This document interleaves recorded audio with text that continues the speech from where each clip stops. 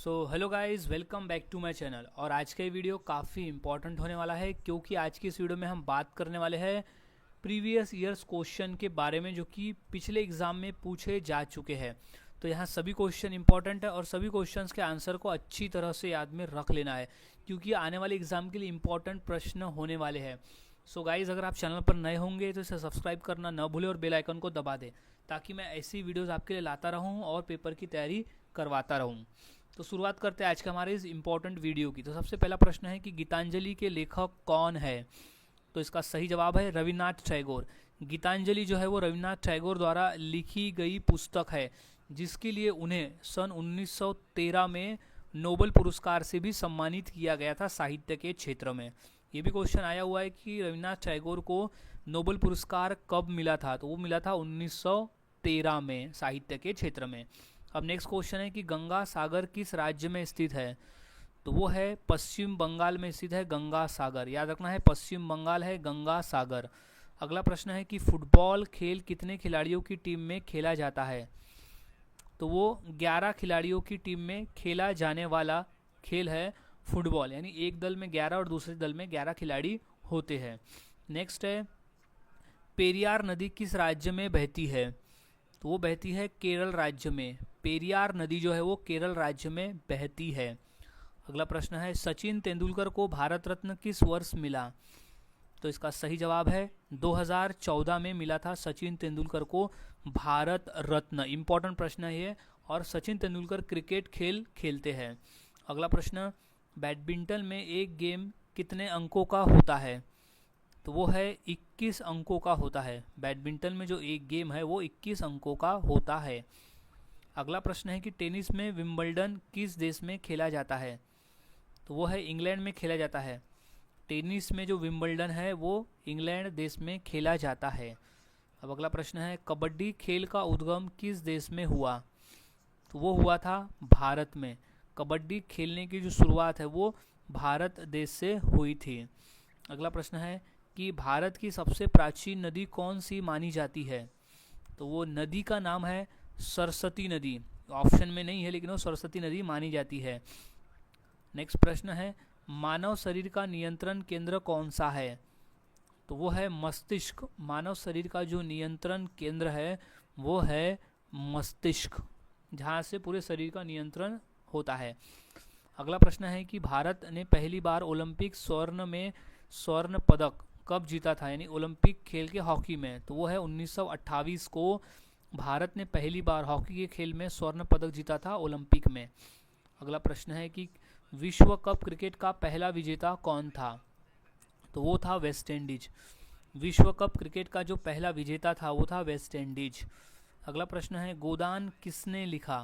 तो गोदान जो पुस्तक है वो लिखा है मुंशी प्रेमचंद के द्वारा। याद रखना है, गोदान पुस्तक के जो रचयिता है वो है मुंशी प्रेमचंद। अगला प्रश्न है गोदावरी नदी का उद्गम स्थल कहाँ है। तो वो है त्र्यंबकेश्वर, नासिक में है। गोदावरी नदी का जो उद्गम स्थल है वो त्र्यंबकेश्वर, नासिक में स्थित है। अगला प्रश्न है कि डिस्कवरी ऑफ इंडिया के लेखक कौन है। तो वो है जवाहरलाल नेहरू। जवाहरलाल नेहरू की पुस्तक है डिस्कवरी ऑफ इंडिया। अगला प्रश्न है आनंदमठ के लेखक कौन है। तो वो है बंकिम चंद्र चटर्जी द्वारा लिखी गई पुस्तक है आनंदमठ। और आनंदमठ से लिया गया है वंदे मातरम गीत जो कि हमारे देश का राष्ट्रीय गीत है।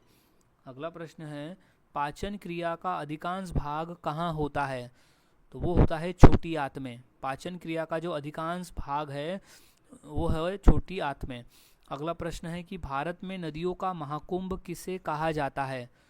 तो वो गंगा नदी को कहा जाता है। भारत में नदियों का जो महाकुंभ है वो गंगा नदी को कहते हैं।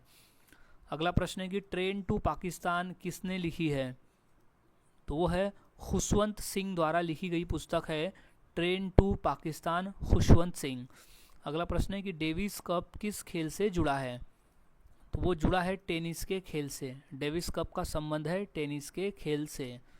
अगला प्रश्न है कि ओलंपिक ध्वज पर कितने छल्ले बने होते हैं। तो वो 5 छल्ले होते हैं। ओलंपिक ध्वज पर टोटल 5 छल्ले बने होते हैं। अगला प्रश्न है लाल रक्त कणिकाओं का निर्माण कहाँ होता है। वो होता है अस्थि मज्जा में। लाल रक्त कणिकाओं का निर्माण होता है अस्थि मज्जा में। अगला प्रश्न है कि मनुष्य की सबसे लंबी हड्डी कौन सी है? तो वो है फीमर हड्डी। मानव शरीर की सबसे लंबी हड्डी है फीमर हड्डी, जो कि हमारे जांग में यानी मानव शरीर के जांग में पाई जाती है। अगला प्रश्न है कि संविधान का अनुच्छेद 356 किससे संबंधित है? तो वो राज्य में राष्ट्रपति शासन से संबंधित है, अनुच्छेद 356 का संबंध। अगला प्रश्न है कि मौलिक कर्तव्य किस अनुच्छेद में है? तो वह अनुच्छेद 51A में है मौलिक कर्तव्य। याद रखना है, मौलिक कर्तव्य का जो जिक्र है वो है अनुच्छेद 51A में। अगला प्रश्न है कि मानव शरीर का सामान्य तापमान कितना होता है? तो वो है 37 डिग्री सेल्सियस का होता है मानव शरीर का सामान्य तापमान। और वही हम बात करें फ़ारेनहाइट की तो होता है 98.6 डिग्री फ़ारेनहाइट होता है मानव शरीर का तापमान। अगला प्रश्न है कि माय एक्सपेरिमेंट विथ ट्रूथ किसकी आत्मकथा है? तो वो है महात्मा गांधी जी की आत्मकथा है माय एक्सपेरिमेंट विथ ट्रूथ। अगला प्रश्न है कि रक्त का तरल भाग क्या कहलाता है? तो उसे कहते हैं प्लाज्मा। रक्त का जो तरल भाग है उसे प्लाज्मा कहा जाता है। अगला प्रश्न है कि रक्तचाप की सामान्य मात्रा कितनी होती है? तो 120 से 80। 120 मैक्सिमम और 80 होती है मिनिमम। और उसका जो यूनिट है वो है mmHg। mm जो है वो माप की इकाई है और Hg यानी होता है मर्क्यूरी। तो जो मीटर होता है, जो यंत्र है रक्तचाप मापने का, उसमें मर्क्यूरी लगा होता है और मर्क्यूरी कम ज़्यादा जो उसकी रीडिंग दिखाती है, जो कि हम उसको mm में मापते हैं। अगला प्रश्न है कि भारत के राष्ट्रपति का कार्यकाल कितना होता है? तो वो होता है 5 साल का। राष्ट्रपति के कार्यकाल जो है वो 5 वर्षों का होता है। अगला प्रश्न है कि फीफा विश्व कप 2022 का आयोजन किस देश में हुआ? तो वो कतर में हुआ था। फीफा विश्व कप 2022 का जो आयोजन है वो कतर में हुआ था। अगला प्रश्न है कि संसद के 2 सदन कौन से हैं? तो वो है लोकसभा और राज्यसभा। संसद के 2 सदन हैं, एक है लोकसभा और दूसरा है राज्यसभा। अगला प्रश्न है कि लोकसभा की अधिकतम सदस्य संख्या क्या है? तो वो है 552। लोकसभा की जो अधिकतम संख्या है वो है 552। अगला प्रश्न है कि कौन सी ग्रंथि मास्टर ग्रंथि कहलाती है? तो वो है पिट्यूटरी ग्रंथि को मास्टर ग्रंथि कहते हैं, पिट्यूटरी ग्रंथि को। अगला प्रश्न है कि वर्तमान में मौलिक अधिकार कितने हैं? तो वो है 6। मौलिक अधिकार है 6। अगला प्रश्न है कि गरबा नृत्य किस राज्य से संबंधित है? तो गरबा जो है वो गुजरात राज्य का एक प्रसिद्ध लोक नृत्य है, गरबा नृत्य। अगला प्रश्न है रक्त शुद्धिकरण की इकाई क्या कहलाती है? तो वो नेफ्रॉन कहलाती है। रक्त शुद्धिकरण की जो इकाई है उसे नेफ्रॉन कहते हैं। अगला प्रश्न है राग दरबारी के लेखक कौन है? तो वो है श्रीलाल शुक्ल। राग दरबारी के जो लेखक है वो है श्रीलाल शुक्ल। अगला प्रश्न है कि इंसुलिन का निर्माण कहाँ होता है? तो वो होता है अग्नाशय में। इंसुलिन का जो निर्माण है वो है अग्नाशय में। अगला प्रश्न है the God of small things के लेखक कौन है? तो वो है Arundhati Roy. The God of small things के जो लेखक है वो है अरुंधति रॉय। अगला प्रश्न है कि संविधान में मौलिक अधिकार प्रारंभ में कितने थे? तो वो थे 7। संविधान में मौलिक अधिकार तो शुरू में 7 थे। अगला प्रश्न है कि संविधान की मूल प्रति किस भाषा में है? तो वो है हिंदी और अंग्रेजी दोनों में है। संविधान की जो मूल प्रति जो है वो हिंदी और अंग्रेजी दोनों भाषा में है। अगला प्रश्न है कि भारत का संविधान किसे प्रेरणा स्रोत मानता है? तो वो अमेरिका को मानता है प्रेरणा स्रोत भारत का संविधान। अगला प्रश्न है राज्यसभा की अधिकतम संख्या कितनी है? तो वो है 250 है राज्यसभा की अधिकतम संख्या। अगला प्रश्न है संविधान में नागरिकता के प्रावधान किस भाग में है? तो है भाग 2 में। संविधान में जो नागरिकता का प्रावधान है वो भाग 2 में दिया हुआ है। अगला प्रश्न है कि भारत छोड़ो आंदोलन कब हुआ था? तो इसका सही जवाब है 1942 में हुआ था भारत छोड़ो आंदोलन। अगला प्रश्न है कि भारतीय राष्ट्रीय कांग्रेस की स्थापना किसने की थी? तो ये है A.O. ह्यूम। A.O. ह्यूम ने की थी भारतीय राष्ट्रीय कांग्रेस की स्थापना। अगला प्रश्न है कि इंडिया विंस फ्रीडम के लेखक कौन है? तो वह है मौलाना अबुल कलाम आज़ाद। मौलाना अबुल कलाम आज़ाद ने लिखी है इंडिया विंस फ्रीडम। और मौलाना अबुल कलाम आज़ाद जो थे वो हमारे देश के पहले शिक्षा मंत्री भी थे। अगला प्रश्न है कि लोकमान्य तिलक को किस नाम से जाना जाता था? तो वो था लोकमान्य नाम से जाना जाता था लोकमान्य तिलक को। अगला प्रश्न है कि कामायनी के लेखक कौन है? तो वो है जयशंकर प्रसाद। कामायनी के लेखक है जयशंकर प्रसाद। अगला प्रश्न है कि राजा राममोहन राय किसके विरोध के लिए प्रसिद्ध है? तो वो है सती प्रथा के विरोध के लिए प्रसिद्ध है राजा राममोहन राय। अगला प्रश्न है कि प्रधानमंत्री की नियुक्ति कौन करता है? तो वो है राष्ट्रपति। राष्ट्रपति जो है वो प्रधानमंत्री को शपथ दिलाते हैं। अगला प्रश्न है साइमन कमीशन भारत कब आया था? तो वो आया था सन 1928 में साइमन कमीशन भारत आया। अगला प्रश्न है कि अखिल भारतीय कांग्रेस का पहला अधिवेशन कहाँ हुआ था? तो वो हुआ था बम्बई में। अखिल भारतीय कांग्रेस का पहला अधिवेशन हुआ था बम्बई शहर में। अगला प्रश्न है कि भारत की सबसे लंबी मेट्रो लाइन कौन सी है? तो है दिल्ली मेट्रो पिंक लाइन है भारत की सबसे लंबी मेट्रो लाइन। अगला प्रश्न है अशोक ने अपना धम्म प्रचार किस भाषा में किया? तो उसने किया था प्राकृत भाषा में। अशोक ने जो अपना धम्म प्रचार है वो प्राकृत भाषा में किया था। अगला प्रश्न है कि भारत का सबसे छोटा बांध कौन सा है? तो वो है चेरुथोनी बांध। भारत का जो सबसे छोटा बांध है उसका नाम है चेरुथोनी बांध। अगला प्रश्न है कि भारत का सबसे बड़ा स्टेडियम कौन सा है? तो है नरेंद्र मोदी स्टेडियम अहमदाबाद में है, वो है भारत का सबसे बड़ा स्टेडियम। अगला प्रश्न है कि भारतीय संविधान सभा के अध्यक्ष कौन थे? तो वो थे डॉक्टर राजेंद्र प्रसाद। भारतीय संविधान सभा के अध्यक्ष थे डॉक्टर राजेंद्र प्रसाद। अगला प्रश्न है कि रॉलेट एक्ट कब पारित किया? तो वो है सन 1919 में रॉलेट एक्ट पारित किया गया था। अगला प्रश्न है कि संविधान का अनुच्छेद 370 किससे संबंधित था? तो वो था जम्मू कश्मीर की विशेष स्थिति से। संविधान का जो अनुच्छेद 370 था वो जम्मू कश्मीर की विशेष स्थिति से संबंधित था। अगला प्रश्न है कि वेद किस भाषा में लिखे गए हैं? तो वो लिखे गए थे संस्कृत भाषा में। वेद जो है वो संस्कृत भाषा में लिखे गए हैं। अगला प्रश्न है कि गुप्त वंश का संस्थापक कौन था? तो वो था श्रीगुप्त। गुप्त वंश का संस्थापक था श्रीगुप्त। इंपॉर्टेंट प्रश्न है ये। अब नेक्स्ट क्वेश्चन है कि कलिंग युद्ध किसके शासनकाल में हुआ था?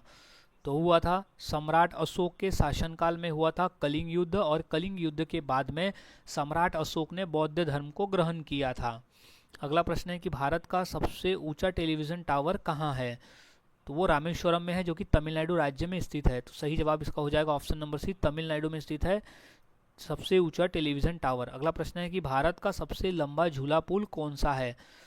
तो वो है भूपेन हजारिका सेतु।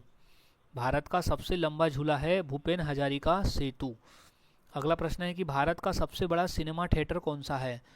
तो उसका नाम है मायाजाल जो कि चेन्नई में स्थित है, वो है भारत का सबसे बड़ा सिनेमा थिएटर। अगला प्रश्न है लोकमान्य तिलक किस अखबार के संपादक थे? तो वो थे केसरी। याद रखना है लोकमान्य तिलक जो थे वो केसरी अखबार के संपादक थे। अगला प्रश्न है कि भारत का सबसे बड़ा नदी द्वीप कौन सा है?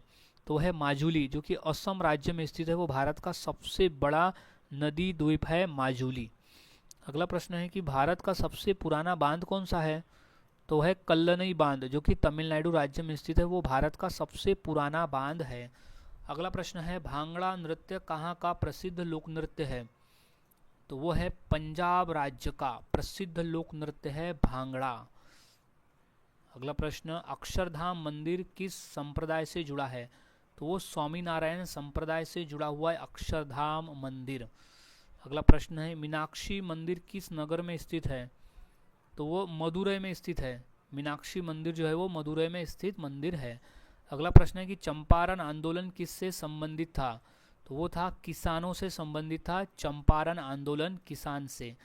अगला प्रश्न है कि भारत का सबसे बड़ा अस्पताल कौन सा है? तो वो है एम्स, दिल्ली में स्थित है, वो है भारत का सबसे बड़ा अस्पताल। अगला प्रश्न है जैन धर्म के 24वें तीर्थकर कौन थे? तो वो थे महावीर स्वामी थे, जैन धर्म के 24वें तीर्थकर महावीर स्वामी। अब नेक्स्ट क्वेश्चन है भारत का सबसे बड़ा पुलिस संगठन कौन सा है? तो इसका सही जवाब हो जाएगा सीआरपीएफ। सीआरपीएफ जो है वो भारत का सबसे बड़ा पुलिस संगठन है। अगला प्रश्न है कि भारत का सबसे बड़ा टापू समूह कौन सा है? तो इसका सही जवाब है अंडमान निकोबार। सबसे बड़ा टापू समूह है अंडमान निकोबार। अगला प्रश्न है कि भारत का सबसे ऊंचा प्रतिमा कौन सी है? तो है स्टैचू ऑफ यूनिटी, जो कि गुजरात राज्य में स्थित है। वो भारत का सबसे ऊंचा प्रतिमा है, जो कि है सरदार वल्लभ भाई पटेल जी की मूर्ति है। अगला प्रश्न है भारत का सबसे बड़ा तेल शोधन कारखाना कहाँ है? तो वो जामनगर गुजरात में है। भारत का जो सबसे बड़ा तेल शोधन कारखाना है वो जामनगर गुजरात में स्थित है। अगला प्रश्न है कि विश्व प्रसिद्ध खजुराहो मंदिर किस राज्य में है? तो वो मध्य प्रदेश में है। विश्व प्रसिद्ध खजुराहो जो मंदिर है वो मध्य प्रदेश में स्थित है।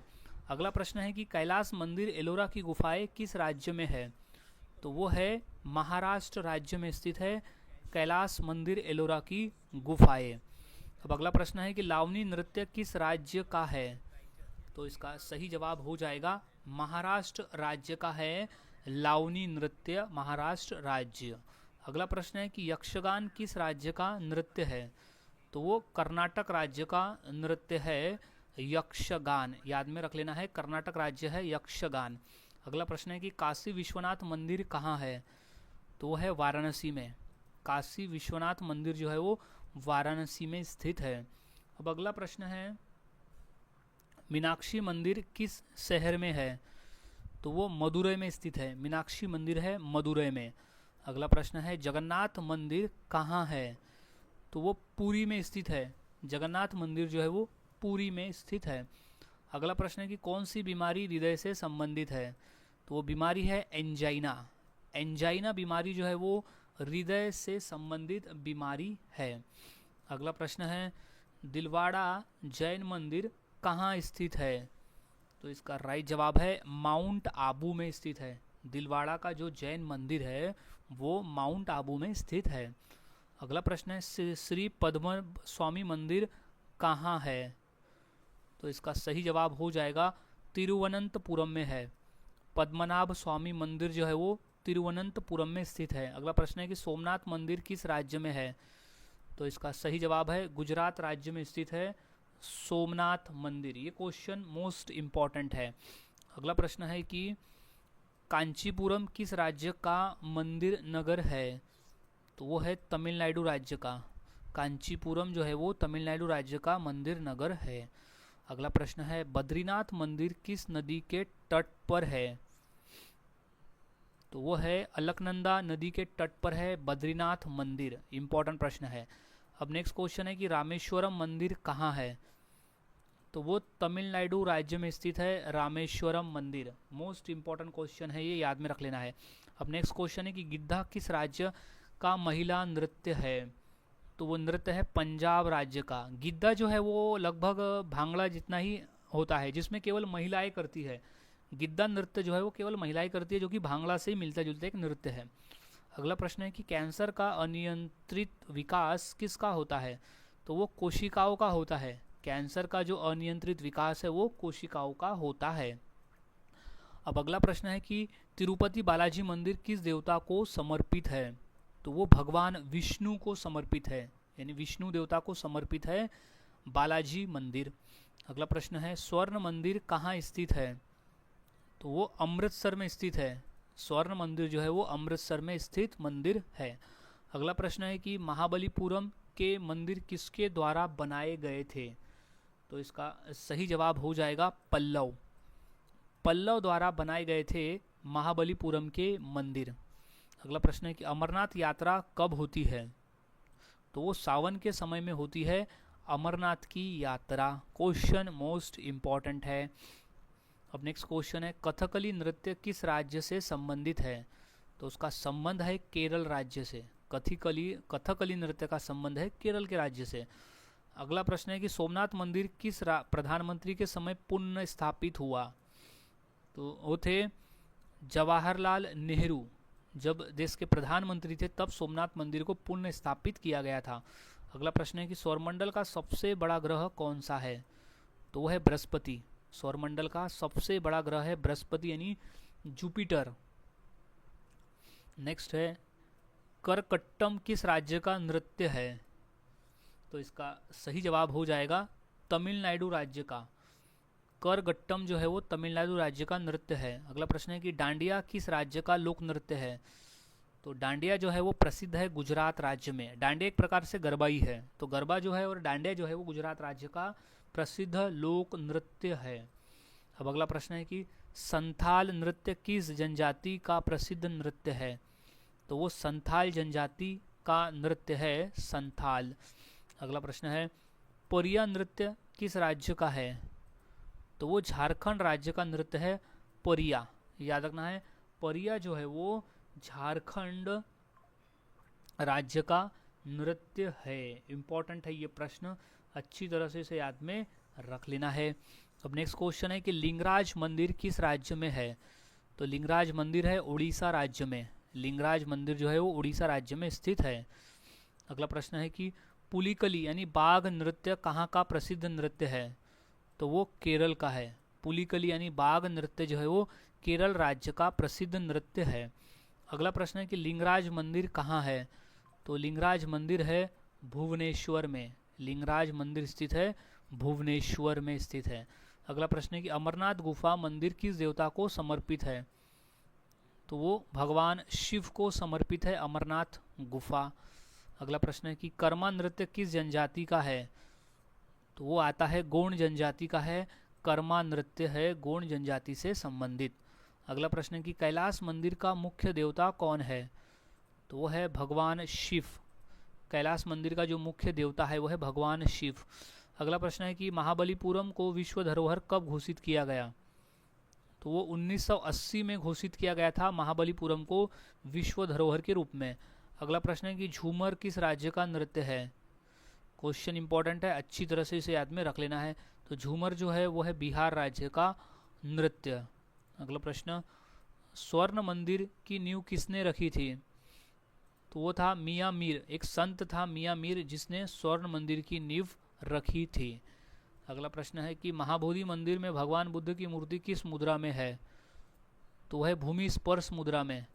महाबोधि मंदिर में भगवान बुद्ध की जो मूर्ति है वो एक भूमि स्पर्श मुद्रा में है। अगला प्रश्न है कि छऊ नृत्य किस राज्य का प्रमुख नृत्य है? तो छऊ नृत्य जो है मुख्य प्रकार से झारखंड, उड़ीसा और पश्चिम बंगाल में किया जाने वाला नृत्य है छऊ नृत्य। अगला प्रश्न है कि पृथ्वी को नीला ग्रह क्यों कहते हैं? जल की अधिकता की वजह से। जल की अधिकता की वजह से पृथ्वी को नीला ग्रह कहते हैं। अगला प्रश्न है कि महाबोधि मंदिर को किस संगठन ने विश्व धरोहर घोषित किया? तो वो था यूनेस्को ने। महाबोधि मंदिर को यूनेस्को ने विश्व धरोहर घोषित किया था। क्वेश्चन इंपॉर्टेंट है। अब नेक्स्ट क्वेश्चन है घूमर किस राज्य का नृत्य है? क्वेश्चन अच्छी तरह से याद में इसे रख लेना है क्योंकि ये इंपॉर्टेंट प्रश्न है।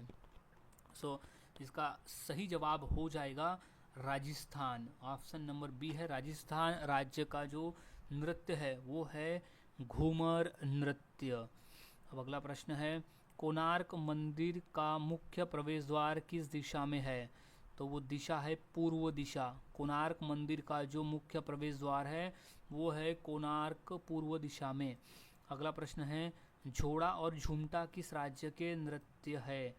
तो इसका सही जवाब है उत्तराखंड के। झोड़ा और झुमटा जो है वो उत्तराखंड राज्य के नृत्य है। अगला प्रश्न है कि अमरनाथ गुफा में बर्फ का शिवलिंग किससे बनता है? तो वो पानी की बूंदों से बनता है। अमरनाथ गुफा में बर्फ का जो शिवलिंग है वो पानी की बूंदों से बनता है। अगला प्रश्न है कि कोणार्क सूर्य मंदिर को किसने ध्वस्त करने की कोशिश की थी?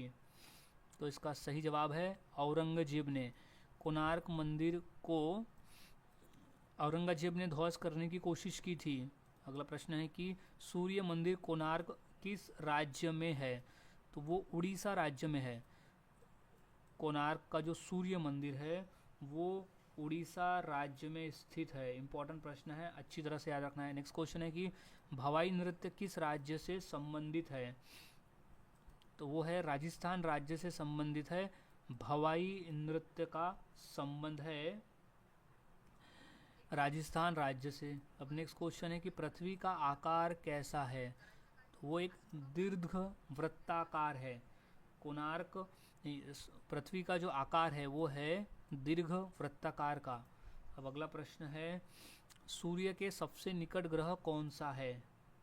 तो इसका सही जवाब हो जाएगा बुध ग्रह। सूर्य के सबसे नज़दीक वाला जो ग्रह है वो बुध ग्रह है। अब अगला प्रश्न है कि वैष्णो देवी मंदिर किस राज्य में है? तो राज्य है जम्मू और कश्मीर। जम्मू और कश्मीर में स्थित है वैष्णो देवी। अगला प्रश्न सूर्य किस गैस से बना है?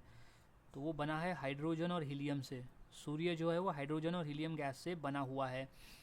अगला प्रश्न है कि बेरी बेरी रोग का कारण क्या है? तो उसका कारण है विटामिन B1 की कमी। बेरी बेरी रोग का कारण है विटामिन B1 की कमी। अगला प्रश्न है कि सौर प्रणाली की खोज किसने की थी? तो वो थे कोपरनिकस ने की थी सौर प्रणाली की खोज, कोपरनिकस। अगला प्रश्न है कि ग्रहों की गति का नियम किसने प्रतिपादित किया? तो वो था केपलर। केपलर ने ग्रहों की गति का नियम प्रतिपादित किया था। अगला प्रश्न है कि किस ग्रह में चंद्रमा की तरह कलाएं होती है? तो वो बुध ग्रह है जिसमें चंद्रमा की तरह कलाएं होती है, बुध ग्रह। अगला प्रश्न है कि लाल ग्रह किसे कहा जाता है? तो मंगल ग्रह को हम कहते हैं लाल ग्रह। रेड प्लैनेट है मंगल ग्रह। अगला प्रश्न है कि पृथ्वी का उपग्रह कौन है? तो वो चंद्रमा है। पृथ्वी का जो उपग्रह है वो चंद्रमा है। अगला प्रश्न है कच्ची घोड़ी नृत्य किस राज्य का है? तो इसका सही जवाब है राजस्थान राज्य का है कच्ची घोड़ी नृत्य। अगला प्रश्न है कि सौरमंडल का सबसे छोटा ग्रह कौन है? तो वह है बुध ग्रह। सौरमंडल का सबसे छोटा ग्रह है बुध ग्रह। अगला प्रश्न है सुबह का तारा और शाम का तारा किस ग्रह को कहते हैं? तो वो शुक्र ग्रह को कहते हैं। सुबह का तारा और शाम का तारा कहते हैं शुक्र ग्रह को।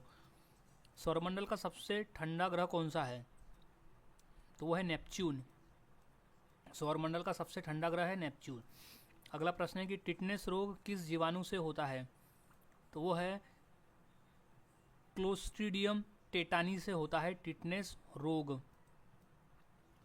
अगला प्रश्न है विटामिन B2 का रासायनिक नाम क्या है?